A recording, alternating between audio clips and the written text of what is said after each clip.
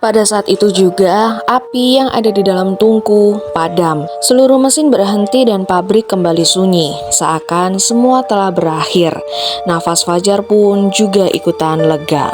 Kembali lagi bersama Let's Go Story. Masih seperti biasanya, di malam ini aku akan kembali membacakan cerita pabrik shift terakhir. Hari ini, malam ini pokoknya ini adalah bagian terakhir dari cerita pabrik shift terakhir. Aku nggak mau berlama-lama karena aku yakin kalian pasti penasaran, jadi tonton terus videonya sampai habis biar tidak makin penasaran. Kobaran api memenuhi ruangan peleburan utama. Mesin-mesin yang telah diam selama 15 tahun meraung seperti binatang buas yang baru saja bangun. Rantai baja pun juga berayun liar sampai menghantam penyangga.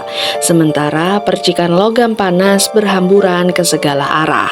Tepat di tengah kekacauan itu, Direktur Aditya Lukito masih bisa berdiri dengan tegak. Tubuhnya sama sekali tidak tersentuh oleh api dan jas hitam yang dikenakannya tetap berkibar pelan meski tidak ada angin. Di tangan kanannya, bel kuningan tua masih terus bergoyang dan berdenting pelan. Setiap dentingannya membuat para pekerja yang hangus terbakar perlahan bangkit dari lantai. Mereka bergerak kaku dengan kepala yang tertunduk.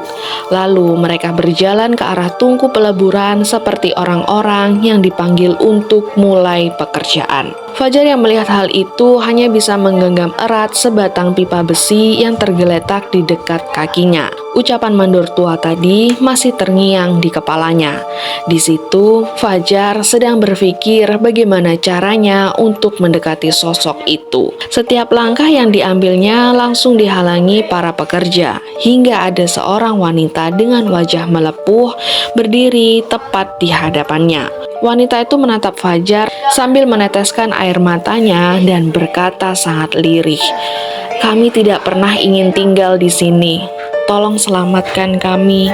Ucapan wanita itu sangat mengiris hati Fajar. Bersamaan dengan itu, satu persatu pekerja lain ikut menoleh menatap Fajar dengan tatapan yang memelas. Dari arah belakang pekerja itu, Direktur Aditya tersenyum tipis dengan kalimat dingin yang terucap dari mulutnya. "Kasihan kan mereka?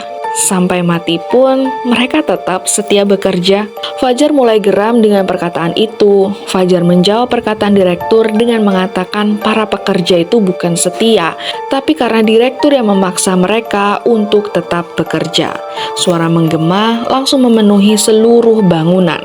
Direktur itu marah karena ucapan Fajar. Ia juga mengatakan jika mereka adalah miliknya. Suara yang menggema itu sampai membuat lantai bergetar hebat. Dinding bangunan mulai retak dan bel kuningan yang masih ada di tangannya terus berbunyi semakin cepat. Suara bel itu membuat ratusan para pekerja langsung bergerak serempak menuju ke arah Fajar, seolah mereka dikerahkan untuk menyerbu Fajar. Fajar langsung berlari ke atas konveyor baja yang masih bergerak. Di belakangnya, para pekerja terus mengejarnya. Mereka mengejar Fajar karena suruhan dari dentingan bel kuningan itu. Konveyor membawanya kembali dekat ke arah ruang kontrol. Di sana, Direktur Aditya melompat turun dari balkon dengan gerakan yang tidak mungkin dilakukan oleh manusia. Tubuhnya mendarat tanpa suara, lalu ia berjalan perlahan menghampiri Fajar. Dari setiap langkahnya meninggalkan bekas gosong di lantai beton. Sesaat kemudian, Fajar dan Direktur Aditya masih berhadapan. Direktur itu mengatakan jika seharusnya Fajar lebih baik pulang ketika masih sempat. Tapi Fajar membantah perintah itu karena kedatangannya dari awal ke sana adalah mencari kebenaran. Beberapa saat mereka beradu mulut karena Direktur Aditya merasa kebenaran tidak membuat perusahaan bisa bertahan dan sebuah kebohonganlah yang membuat semuanya tetap berjalan. Fajar terus mundur hingga punggungnya membentur pagar besi. Tepat di bawahnya ada tungku peleburan yang masih terbuka lebar. Dari dalamnya terdengar ribuan suara manusia yang meminta tolong. Bersamaan dengan itu, bel kuningan kembali berbunyi dengan sangat keras. Entah kenapa dentingan bel itu membuat tubuh Fajar mendadak terasa berat dan seakan tanpa bisa dikendalikan, kakinya bergerak sendiri beberapa langkah menuju bibir tungku. Melihat hal itu, direktur tersenyum puas. Ia merasa setiap orang yang masuk ke pabrik itu akan menjadi bagian dari produksi pabrik, dan itu juga berlaku untuk Fajar. Fajar berusaha untuk melawan, namun ia tidak bisa mengendalikan tubuhnya. Sampai jaraknya yang tinggal beberapa meter dari tungku, Fajar masih terus berusaha untuk berhenti bergerak. Panas dari tungku itu mulai membakar wajahnya. Fajar terus berpikir bagaimana caranya untuk menghancurkan bel itu. Hingga akhirnya ia melihat ada pipa besi yang berada di dekat kakinya. Lalu ia melemparkannya sekuat tenaga ke arah bel kuningan itu. Seakan tepat sasaran, pipa itu menghantam bel dengan keras dan bel terlepas dari genggaman direktur. Bel itu terlempar ke udara dan membuat seolah waktu berhenti. Semua pekerja yang dari tadi berjalan bergerak, kini mereka diam membeku. Seluruh mesin juga mendadak berhenti berputar dan tidak mengeluarkan suara apapun. Bel itu jatuh tepat di bibir tungku dengan keadaan yang sudah retak lalu hancur berkeping-keping. Sesaat kemudian, jeritan yang belum pernah didengar oleh manusia mengguncang seluruh pabrik. Ratusan suara yang keluar secara bersamaan dan membuat seluruh pekerja diam terduduk. Rantai hitam yang selama ini melilit tubuh mereka mulai hancur menjadi debu. Satu persatu, wajah mereka berubah menjadi normal. Luka bakar yang sebelumnya memenuhi wajah mereka perlahan juga menghilang. Tubuh mereka yang hancur juga kembali utuh.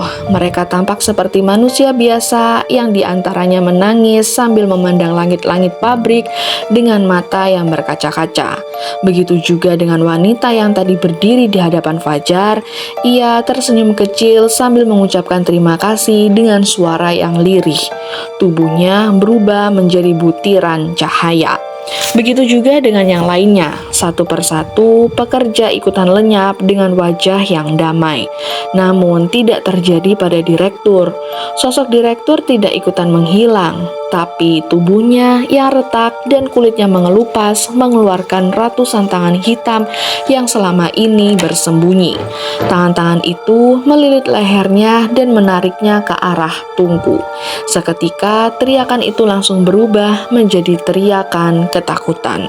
Ratusan tangan itu semakin kuat menariknya dan suara minta tolong juga semakin keras terdengar. Dari kerasnya suara itu tidak ada satupun yang menjawab. Sampai beberapa detik kemudian, tubuhnya berhasil diseret masuk ke dalam tungku dan jeritannya terputus seketika. Pada saat itu juga, api yang ada di dalam tungku langsung padam. Suara mesin berhenti dan pabrik kembali sunyi, seakan semua telah berakhir. Nafas Fajar pun juga ikutan lega. Fajar mengamati sekitar, melihat suasana yang sudah berubah, dan setelah itu ia berjalan perlahan menuju pintu keluar. Entah potongan masa lalu atau kejadian yang sebenarnya, yang jelas Fajar kini telah berhasil keluar dari bangunan tepat sebelum matahari terbit.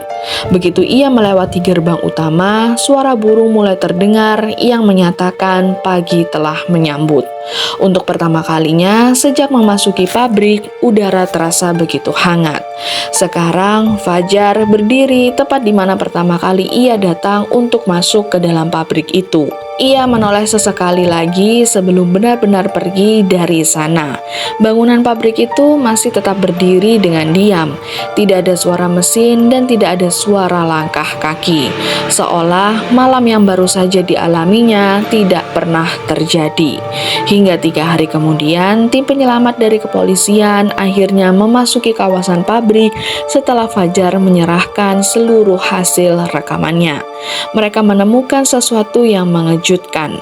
Di bawah gedung produksi B, benar-benar terdapat terowongan tua dan di dalamnya ditemukan kuburan massal yang berdiri ratusan kerangka manusia. Temuan itu sangat menggemparkan seluruh negeri. Pabrik baja Nusantara akhirnya resmi ditutup selamanya. Seluruh bangunan akhirnya diratakan setelah beberapa bulan kemudian. Pabrik itu akhirnya dibangun sebuah taman peringatan di atas bekas lahannya. Taman itu membuat orang percaya karena hal itu pernah terjadi. Namun, 6 bulan setelah pembongkaran selesai, seorang petugas keamanan taman melaporkan mendengar sesuatu setiap malam. Suara itu terdengar tepat pukul 12 malam. Suara yang sangat gak mungkin harus terdengar, tapi nyatanya itu terdengar. Petugas itu mendengar suara sirine pabrik disusul dengan suara ratusan langkah kaki yang berjalan serempak di atas tanah kosong. Ketika diperiksa di kamera pengawas, tidak ada satupun sosok manusia yang terlihat. Hanya rumput taman yang bergerak membentuk barisan panjang, seolah masih ada ratusan pekerja yang sedang berjalan menuju tempat kerja mereka.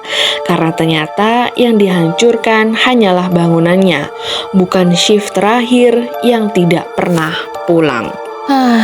Selesai sudah bagian 1 sampai bagian 6 pabrik shift terakhir ini. Yang bisa dirangkum dari cerita ini adalah emang nggak semuanya tuh dengan hal yang mudah, dan nggak semuanya tuh kayak kebenaran itu harus diungkap gitu loh, karena dibaliknya tuh pasti ada kayak toksik seperti yang dilakukan oleh Direktur Aditya itu. Menurut kalian gimana sama cerita kali ini? Coba komen di bawah. Oke, sekian dulu, dan ini adalah bagian terakhir dari pabrik shift terakhir. Bantu buat like, komen, dan subscribe. Juga jangan lupa buat nyalakan notifikasi lonceng biar kalian tahu kalau aku punya cerita baru. Sampai ketemu di cerita bagian berikutnya. Bye-bye.